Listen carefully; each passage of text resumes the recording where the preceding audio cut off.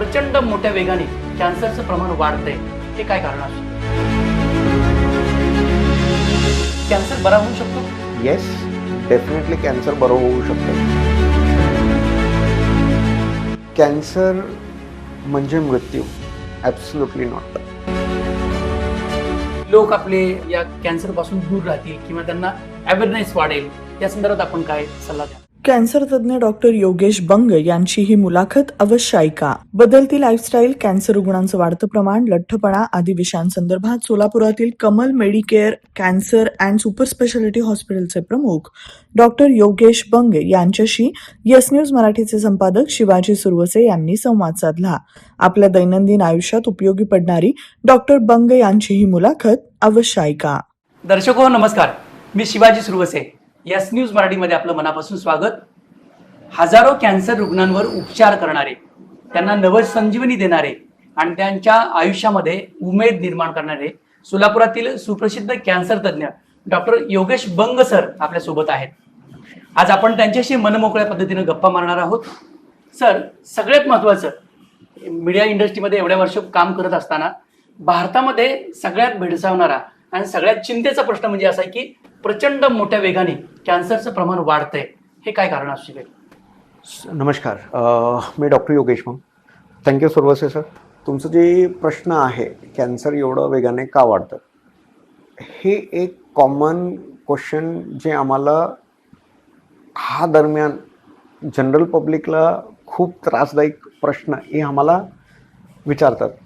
Sir, cancer त्याचं समजण्यासाठी आपल्याला मेजर एक 2-3 गोष्टी आहे जे आपल्याला समजणं गरजेचं आहे.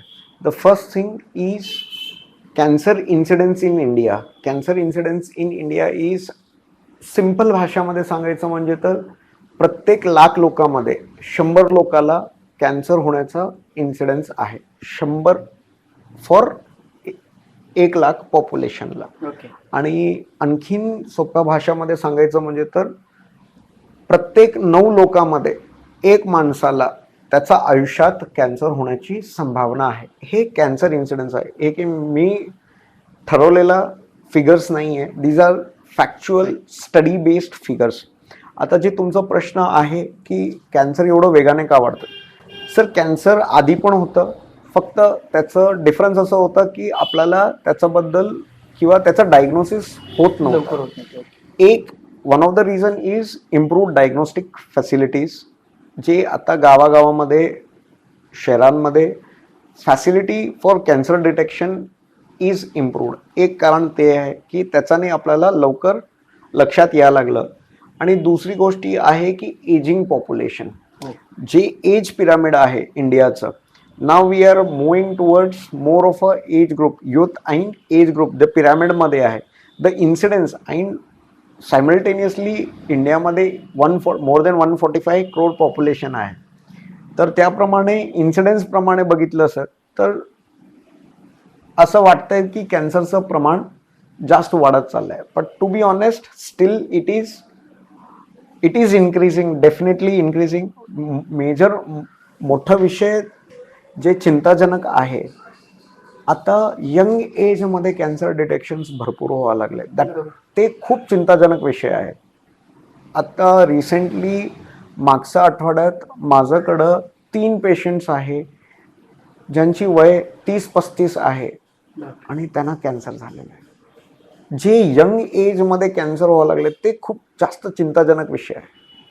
कॅन्सरचं प्रमाण जे वाढलेलं आहे, it is basically because of improved diagnostic and second is changing age trend. एजचं जे पॉप्युलेशन ट्रेंड आहे ते पण एक कॉन्ट्रीब्युटिव्ह फॅक्टर आहे. हे मेजर मुद्दे आहे. आणि दुसरं जे third factor is change in the lifestyle. जे आधी 20-1 वर्षामध्ये जे चेंजेस झालेलं आहे लाईफस्टाईलमध्ये, ते एक कारण आहे कॅन्सरचं प्रमाण वाढण्याचं. सर, आपण बघतो की शहरी आणि ग्रामीण भागात सगळीकडे कॅन्सरचे रुग्ण वाढत आहेत. करेक्ट. ग्रामीण भागातला आपला अभ्यास काय आहे? सर, ग्रामीण भागात फॉर एक्झाम्पल डिफरन्शिएटर जे आहे, rural cancer incidence versus urban cancer incidences. फिमेलमध्ये, महिलांमध्ये आजही cervical cancer is most common in rural India. Cervical cancer म्हणलं तर योनिमागचं कॅन्सर और पिशवीचं तोंडाचं कॅन्सर जे म्हणतो आपण सोप्या भाषामध्ये, सर्वायकल कॅन्सर आजही जास्त प्रमाण आहे रुरल इंडियामध्ये. आणि दुसरं, अर्बनमध्ये डिफरन्शिएट विथ अर्बन पॉप्युलेशन, स्त्रियांमध्ये ब्रेस्ट कॅन्सर, स्तनाचा कॅन्सर जास्त प्रमाणाने वाढतात. There is a shift or change in the trend of cancer incidence in rural versus urban. Urban wise, urban population, एक challenging factor for urban population is access to the health care.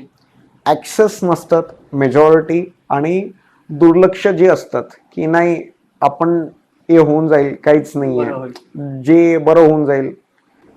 त्याच्यामुळं ना की especially rural चे जे cancer patients असतात, दे usually आमच्याकडं advance स्टेजमध्ये येतात. बरोबर. सोपं आहे की इनोसेन्स एवढी असते की सर आम्हाला काहीच माहिती नाही, अज्ञानात सुख घेतात, अज्ञानता, बिकॉज त्यांना माहितीच नाही तर ते कुणाला काय ऍक्सेस करणार. सो मेजॉरिटी रुरल कॅन्सरचे जे पेशंट्स आहे, रुरल वरून जे येतात ते ॲडव्हान्स स्टेजमध्ये येतात मेजॉरिटी. हे एक मेजर डिफरन्शिएटर आहे रुरल वर्सेस अर्बन. सर, बऱ्यापैकी वेळा आपण बोलतो की तंबाखू, गुटखा किंवा जे स्मोकिंग करतात त्यांना 100% कॅन्सर होतो. मात्र असंही पाहायला मिळतं की ते जे या तिन्हीपैकी काहीच करत नाहीत त्यांना देखील कॅन्सर डिटेक्ट होतो. हे असं का? सर हे बघा की कॅन्सरचं फक्त कारण, cancer is a multifactorial disease. Cancer फक्त जेवणाने किंवा तंबाखू, गुटखा याच्याने होणारा नाहीये. There are multiple things for cancer प्रिडिस्पोजिशन.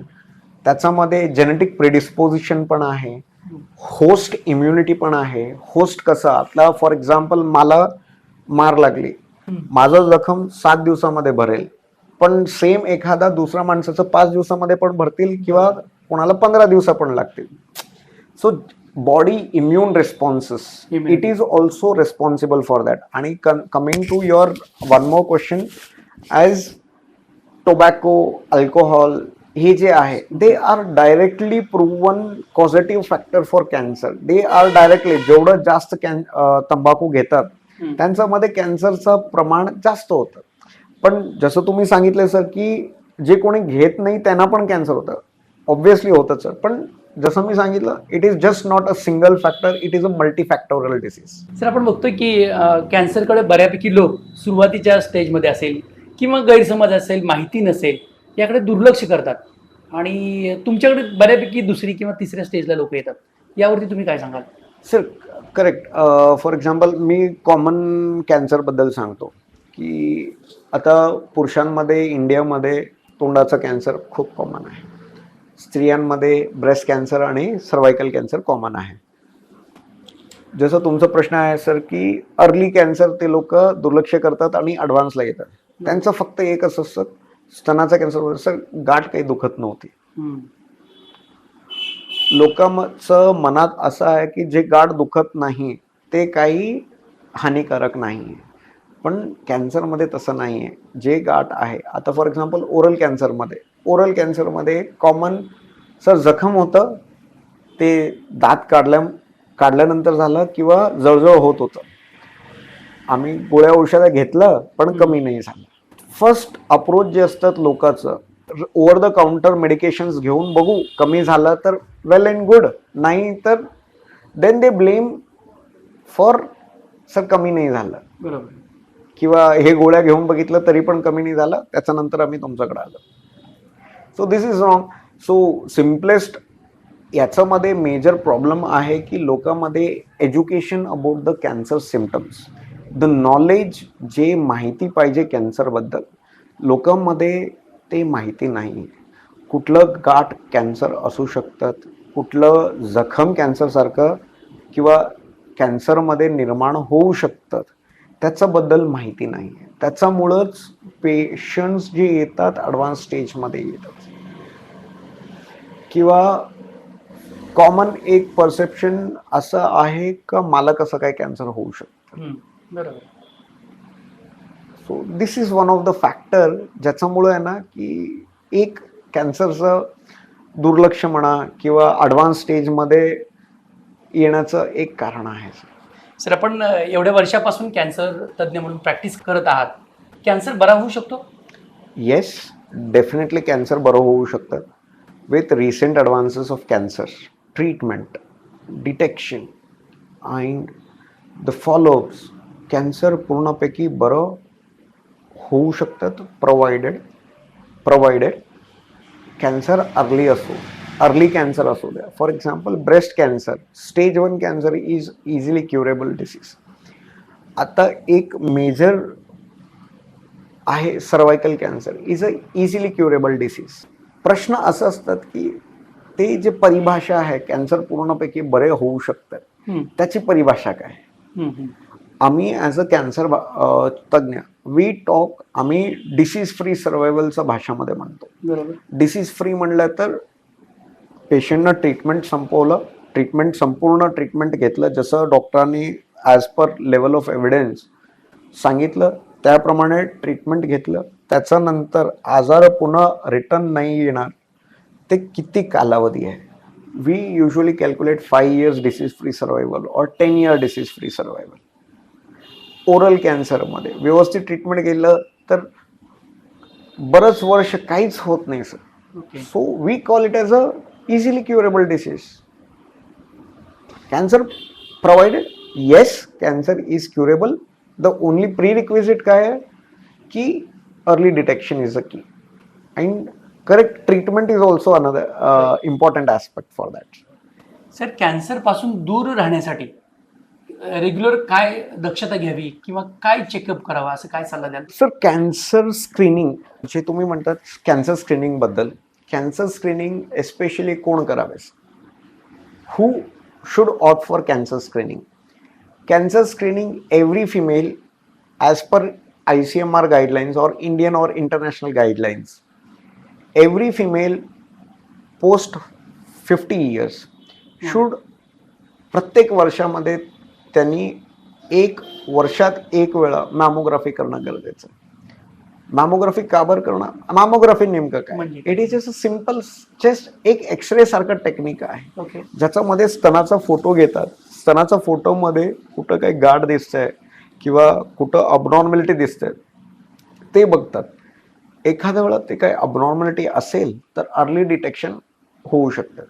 Second, इंडियामध्ये पॅप्समियर म्हणजे जे मी सर्वायकल कॅन्सरचं जे एक सिम्पल टेस्ट आहे, मायक्रोबायोलॉजिकल टेस्ट आहे ज्याच्यामध्ये आपण स्मियर म्हणजे जे तिकडचं तपासणी करून ते मायक्रोस्कोपमध्ये बघतो की कुठलं कॅन्सरचं सेल्स वगैरे काय दिसत आहे का. That is a early detection study, pap smear. It is and especially oral कॅन्सरमध्ये जे कुठलंही जखम असेल जे 2 आठवड्यामध्ये जखम भरत नसेल तर they should be screened. And especially who should get screen? जे कोणी कंटिन्युअस तंबाखू खातात, एस्पेशली एक ठिकाणी ठेवून खातात आणि स्मोकिंग करतात, सोबत अल्कोहोल जास्त प्रमाणामध्ये घेतात, they should definitely get screened. These are common cancer जे एक्सटर्नल फॅक्टरमुळं असतात. आणि दुसरं जे कॅन्सरचं जे असतात एस्पेशली हू हॅज म्हणजे ज्यांचं फॅमिलीमध्ये कोणाला काय कॅन्सर असेल, हेरिडिटरी कॅन्सर्स ज्यांचं फॅमिलीमध्ये असेल, they should start a detection early. म्हणजे कुठलं कॅन्सरप्रमाणे फॉर एक्झाम्पल हेरिडिटरी वाटत असेल तर त्यांना लवकर डिटेक्शन होण्यासाठी त्यांच्यामध्ये पण रिस्क असतात की यांना पण होऊ शकतं, तर त्यांना अर्ली स्क्रीनिंग करणं गरजेचं. त्यांना जेनेटिक प्रिडिस्पोजिशन आहे. त्यांना चुकीच्या लाईफस्टाईलमुळं कॅन्सर होतं असं बऱ्यापैकी जण सांगितलं जातात, किंवा जी आपली दररोजची लाईफस्टाईल आहे आणि अर्ली स्टेजला लोक पाहत नाहीत त्यामुळं कॅन्सर डिटेक्ट होण्याचं प्रमाण, आणि त्याला आपण काय सल्ला द्या? चुकीचं लाईफस्टाईल हे म्हणजे टू बी ऑनेस्ट सर, हे चुकीचं lifestyle it's a personal definition. Okay. Defence mechanisms येतात. कोणाला तुम्ही सांगितलं की हे चुकीचं लाईफस्टाईल आहे, हे तुम्ही चुकीचं करतात, त्यांचं डिफेन्स मेकॅनिझम येऊन जातात, हे कसं काय चुकीचं आहे. टू बी ऑनेस्ट हे ब्रॉड टर्ममध्ये घेण्यापेक्षा नसेल की आपण असं धरू की overall what or harmful lifestyles. Harmful लाईफस्टाईलमध्ये सर्वात मोठं तर तंबाखूचं सेवन, तंबाखू कुठलंही फॉर्ममध्ये असू द्या, मावा, गुटखा, सिगरेट, कुठलंही फॉर्ममध्ये तंबाखू हानिकारक आहे. तंबाखू हानिकारक आहे म्हणूनच गव्हर्नमेंट ॲज अ लॉ त्याच्यावर इन्स्ट्रक्शन्स आहे की तंबाखूमुळे कॅन्सर होतात, हे हानिकारक आहे, सगळ्याला माहिती आहे, तरी पण लोक सेवन करतात. Addiction. So one of the most important or lifestyle disorder is addiction. Second is alcohol. Alcohol and tobacco are synergistic action. 1 + 1 2 होत नाही सर तिथं. 1 + 1 11 होतात तिथं. Again tobacco is a risk factor, not just म्हणजे फक्त तोंडाचं कॅन्सरसाठी टोबॅको रिस्क फॅक्टर नाही आहे. Tobacco is a risk factor for oral cancer, risk factor for lung cancer, risk factor for kidney cancer, risk factor for breast cancer. It is a risk factor for stomach cancer, colon cancer, so many different types, especially pancreatic cancer. It is a risk factor.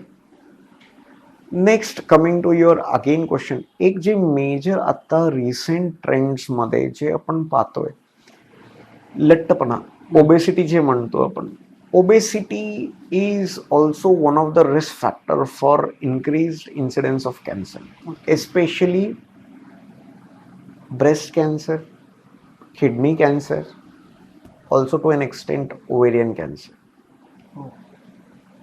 लठ्ठपणा जे म्हणतो ना, obesity. So these are lifestyle disorders. Obesity though it is ठीक आहे, genetic असेल, we cannot really blame, पण lifestyle, sedentary lifestyle असू द्या किंवा त्याच्याने लठ्ठपणा वाढत असेल तर even that is a risk factor. Sir, आपण पाहतोय की आपण एवढे कॅन्सर संदर्भात एवढी माहिती दिली आणि हे सगळं रिस्क किंवा एखाद्या कुटुंबामध्ये कॅन्सरचा व्यक्ती आढळला ते कुटुंब पूर्ण उद्ध्वस्त होतो. आणि आपण तर एकतर डॉक्टर झालात, डॉक्टर कसं व्हावं वाटलं आणि त्यातल्या त्यात परत कॅन्सर स्पेशलिस्ट आणि त्याच्यानंतर आपलं स्वतःचं सुपर स्पेशालिटी हॉस्पिटल, हे कसं काय करावं वाटतं? Sir, to be honest, I never wanted to be a doctor. I never wanted to be a doctor. Destiny म्हणतात ना सर, जे देवाने लिहून ठेवलेलं आहे, आज मी तुमच्या समोर आहे.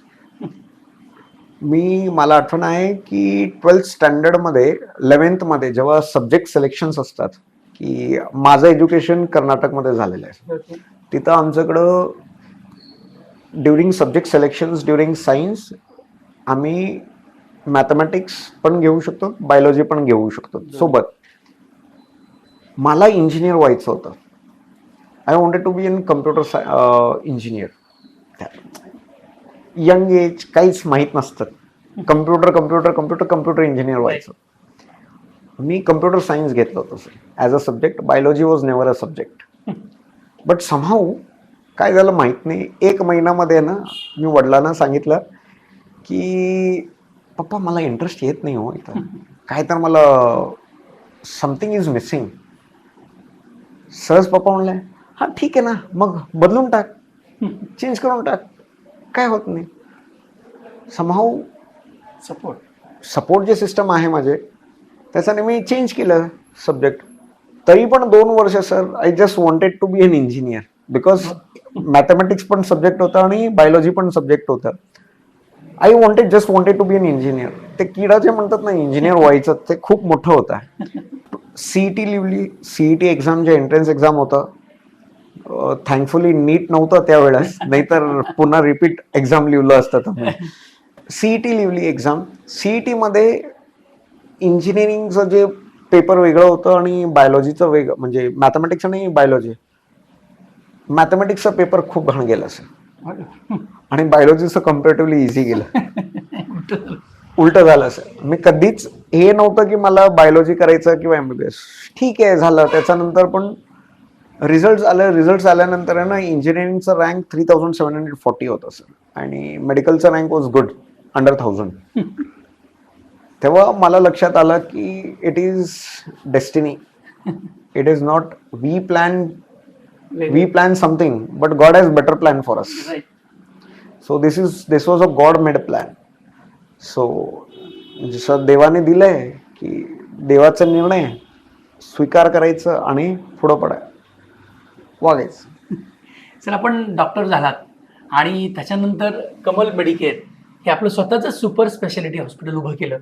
हे हॉस्पिटल उभं करताना काय विजन होतं आणि इथं काय फॅसिलिटी द्यायचा विचार केला होता आणि ते फॅसिलिटी सर एक त्याचा आधी मी हे सांगतो की आय जस्ट वॉन्टेड, जसं मी म्हणलं की I am a destiny's kid, डेस्टिनीनी मला आज हा जागावर ठेवलेला आहे. Before that why I chose as a cancer as my subject. Cancer is very intricate disease. It affects मला आहे ना की असं होतं की इट समाव माझे थोडेफार इन्सिडेंट्स असं आहे. माझा आजीला कॅन्सर होतं, oesophageal cancer. There access for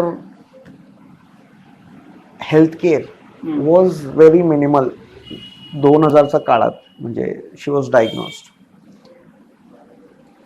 treatment काहीच नाही. That was one of the factor that made me to choose cancer as a subject. आणि cancer, to be honest, it's a difficult disease to handle. Every person affected with cancer behave differently. आणि एक स्तनाचा कॅन्सरचे 2 patient असेल, दोन्हीला same treatment दिलं तरी पण response वेगळ्या पद्धतीने येतो. It's a different disease, difficult to handle. So it's a challenging disease, to be honest. I like challenges. So that was one of the reason I chose as a cancer. And coming to तुमचं जे प्रश्न होता की Kamal Medicare हे याचं vision आणि हे कसं काय तुम्ही एस्टॅब्लिश केलं. मी 2022 साली मी इथं सोलापूरला आलं सर, माझं शिक्षण वगैरे संपवून. Vision was very clear that will give good care. पण in the pursuit to give good care I was doing freelancing. थोडेफार प्रसंग असा आहे की मेनी अ टाइम्स थोडेफार पेशंटचे कंप्लेंट्स म्हणा, काही हे म्हणा, त्याच्यामध्ये ना मला लक्षात आलं की स्टील सोलापूरमध्ये फ्रीलान्सिंग करून कॅन्सरचं ट्रीटमेंट देणं थोडं अवघड आहे. याच्यामध्ये you have to be on tip toes. म्हणजे पेशंटचं, मी फ्रीलान्सिंगमध्ये हे प्रॉब्लेम असा आहे की मी एक कोणात असणार आहे, पेशंट कुठला दुसरं, ॲक्सेसिबिलिटीचा इश्यू आहे.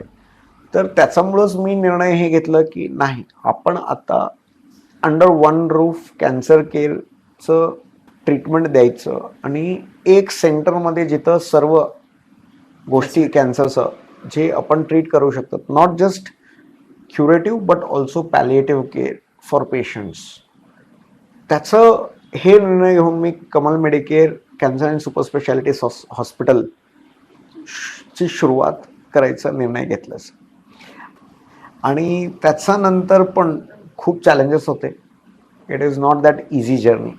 Somehow god has been kind, god has been support system and we are doing with his wish. Sir, अनेक अडथळ्यांची शर्यत पार करून आपण हे सुपर स्पेशालिटी हॉस्पिटल उभं केलं. ह्याच्यामध्ये काय चॅलेंज होते आणि काय इतरांपेक्षा आपण वेगळ्या फॅसिलिटी इथं अवेलेबल केल्या? Sir, logistic one of the सोलापूरमध्ये ॲडव्हान्स कॅन्सर ट्रीटमेंट देण्याचा one of the major issue is logistic. Okay. And the second most important issue is education about cancer in general public. त्याची कॅन्सरबद्दल आणि कॅन्सरचं ट्रीटमेंटबद्दल general लोकांमध्ये माहिती जी आहे ते अर्धवट माहिती म्हणा किंवा incomplete knowledge has led to more problems. For example, आजही सोलापूरमध्ये, for example, if I ask you sir, मी तुम्हाला विचारतो स्तनाचं कॅन्सरसाठी काय ऑपरेशन होतं माहित नाही. आजही लोक आम्हाला असं सांगतात की स्तन काढूनच ऑपरेशन करणार का. मी म्हणतो की स्तन पूर्ण काढण्याची गरज नाही आहे. अर्ली कॅन्सर असेल तर आपण स्तन वाचून ऑपरेशन करू शकतो.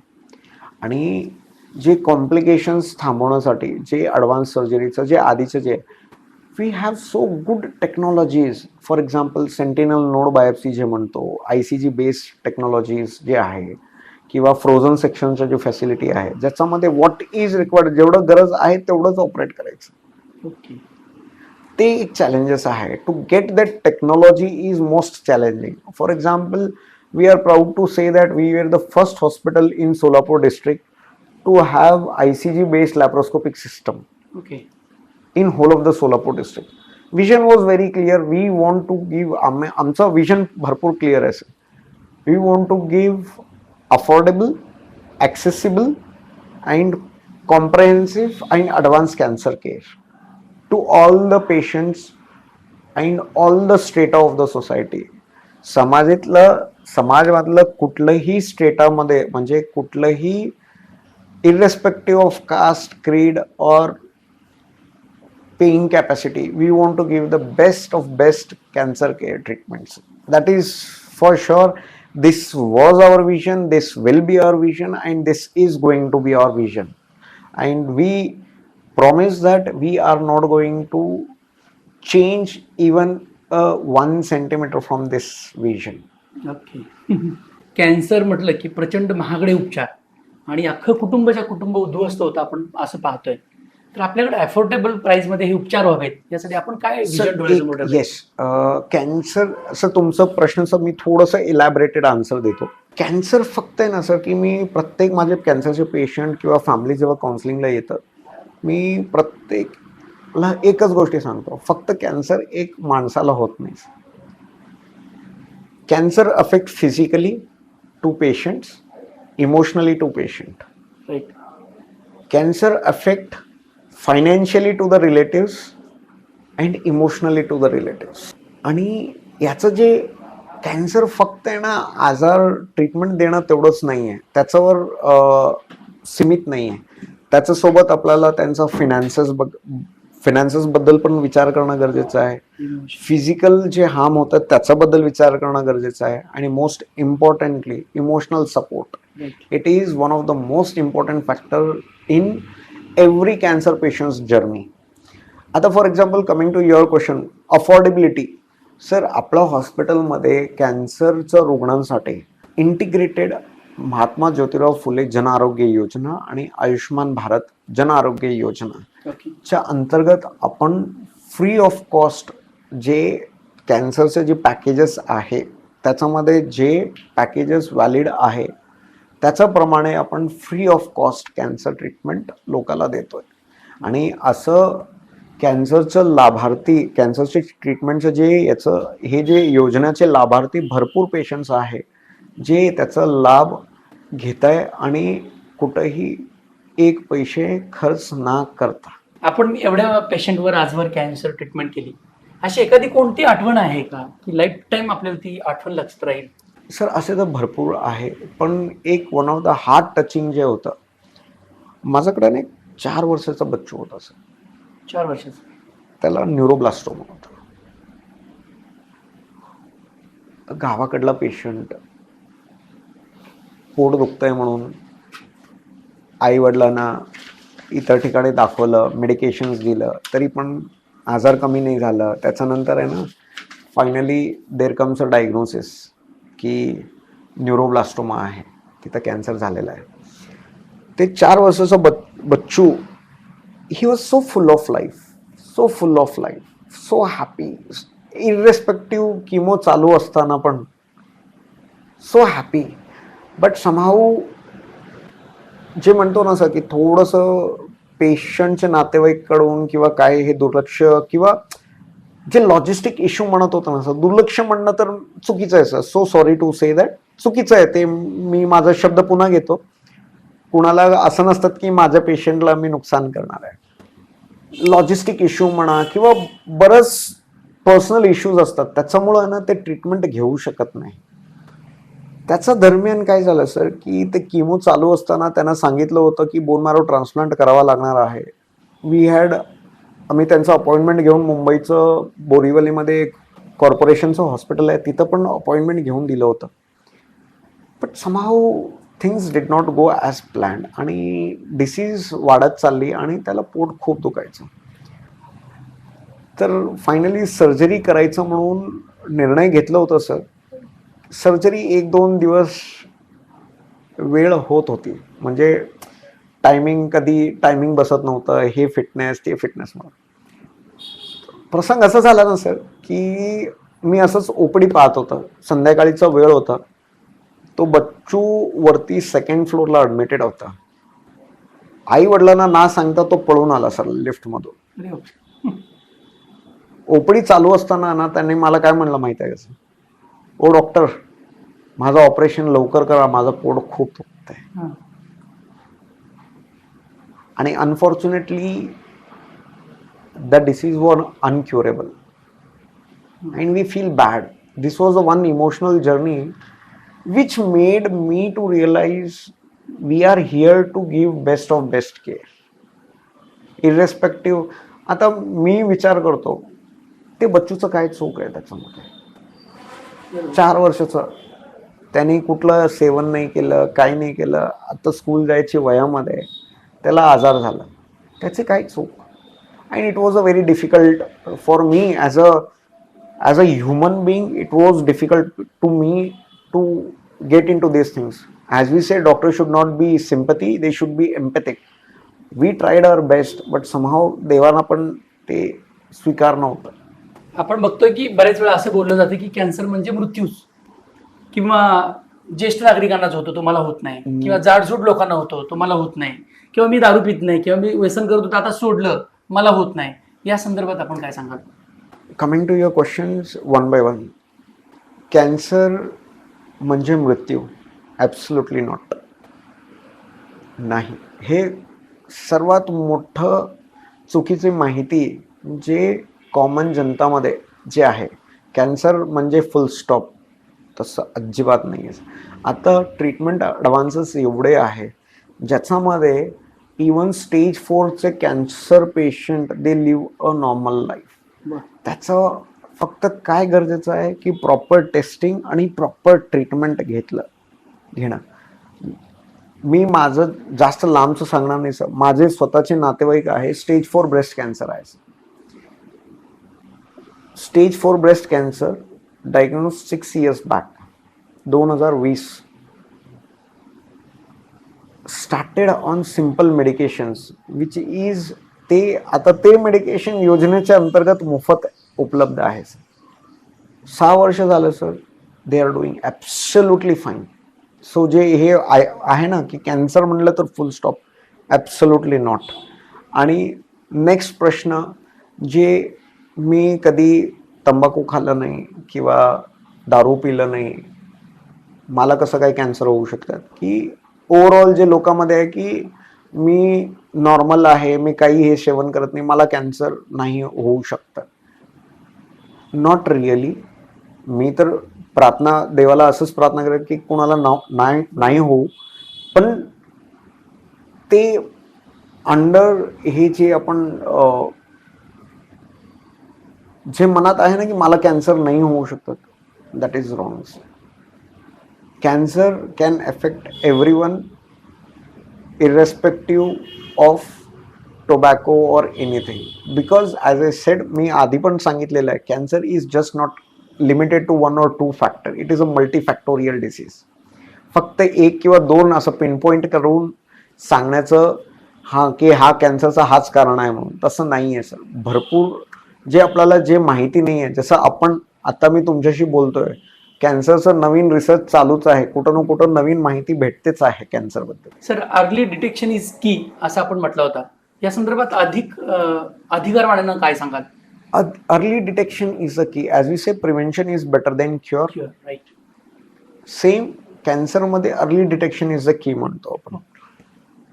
ज्याचं तात्पर्य फक्त एवढंच आहे की अर्ली डिटेक्शन झालं कॅन्सरचं, तो it is a curable disease. Cancer detect लवकर होणं ते गरजेचं आहे. लवकर झालं तर ट्रीटमेंट ऑप्शन्स पण भरपूर आहे, ज्याच्यामध्ये आपण क्युअरचं चान्सेस जास्त वाढवून सांगतो. या मुलाखतीचा आपण शेवट करूया, आणि मला सांगा की छोटे छोटे टिप्स आपण काय द्याल की लोक आपले या कॅन्सर पासून दूर राहतील किंवा त्यांना अवेअरनेस वाढेल, या संदर्भात आपण काय सल्ला द्याल? Yes. Cancer is a complex disease. कॅन्सरचं जसं मी म्हणलं आता थोडा वेळ आधी, early detection is the key. Common कॅन्सरबद्दल सांगतो. जे तोंडामधले जखम जे 2 आठवड्यापासून भरत नाही आहे, तर इट कुड बी कॅन्सरस. तंबाखू आणि सिगरेटचं सेवन बंद करा. Seek professional help to stop tobacco in any forms. स्तनामध्ये गाठ असेल, एस्पेशली जे दुखत नसेल, एस्पेशली पोस्ट 50 इयर्स, तर त्याचं दुर्लक्ष करू नका. ते कॅन्सरची गाठ असू शकतात. One of the most again जे कंटिन्युअस पाठ दुखतीये, कंबर दुखतीये कुणाची, ते पण दुर्लक्ष करू नका. एस्पेशली पुरुषांमध्ये 70च्या वयानंतर ते एक प्रोस्टेट कॅन्सरचं प्रॉब्लेम असू शकतात. PSA testing should be made compulsory. Prostate is a slow growing disease, prostate cancer. त्याचं treatment is also very easy comparatively, पण डिटेक्शन होत नाही. युजली लेट स्टेजमध्ये येतात patient. Breast cancer is easily curable disease provided early detection झाला. जे common भाषांमध्ये सांगतात की अंगावर जातात, रक्त जातात, असं काही असेल तर consult your nearest doctor at earliest. ही जी छोटी छोटी माहिती आहे सर, की कुठलंही सिम्पटम जे तुम्हाला नॉर्मल वाटत नाही, गाठ असू द्या किंवा जखम भरून येत नाही किंवा शौचचं जे दिनचर्यामध्ये बदलाव होत आहे, अंगावर रक्त जाणं किंवा मळमध्ये रक्त जाणं, हे सगळं अबनॉर्मल सिम्पटम्स आहे. जेवण जात नसेल, फॉर एक्झाम्पल पेशंट जे कोणी एक व्यक्ती आहे त्यांना जेवण वगैरे व्यवस्थित जात होतं, पण अचानक हा दरम्यान 2-3 महिन्यामध्ये किंवा 15 दिवसामध्ये आहे ना, जेवण जात नाही आहे, पाणी पिलं तरी पण ठसका लागतं. This could be also an abnormal symptom. Unexplained weight loss which is unexplained. हां, एखादा कोणी आहे ज्यांनी स्वतः होऊन weight loss, intentional weight loss करत असेल, that is acceptable. But unexplained weight loss without any exercise or anything, if weight loss which is unexplained, that is a alarming symptoms. एक आणखीन आहे की फिमेल्समध्ये, महिलांमध्ये ओव्हेरियन कॅन्सरबद्दल. Ovarian cancer is a silent disease. थकवा लागणं, पोट अधूनमधून दुखणं, पोट सुजणं, जेवण केल्यानंतर लवकर त्वरित पोट भरण्यासारखं होणं, हे अबनॉर्मल सिम्पटम्स आहे. ह्याला दुर्लक्ष नाही करायचं, कधीही नाही करायला पाहिजे. असं बऱ्याच गोष्टी आहे सर. माझा पूर्ण दिवस जाणार आहे, so I will cut short. Yes, धन्यवाद डॉक्टर योगेश बंग सर. आपण खूप छान आणि छोटे छोटे प्रश्नांची उत्तरं दिली, जी की अनेकांच्या दैनंदिन जीवनामध्ये ती उपयोगी ठरतील. आपण म्हणल्यासारखं की कुणालाच हा कॅन्सर होऊ नये, आणि जर तो कदाचित झाला तर आपल्या हातून त्या रुग्णांना जीवदान मिळावं, असंच एस न्यूज मराठीच्या माध्यमातून सदिच्छा व्यक्त करतो. पुन्हा एकदा तुमचा आभार मानतो. Thank you so much. Thank you. Early detection is the की. Never ever ignore any abnormal swelling or wound. This is a take home message I want to give to all the viewers of Yes News Marathi. Live healthy, stay healthy, and be healthy. Thank you so much. Thank you sir, thank you.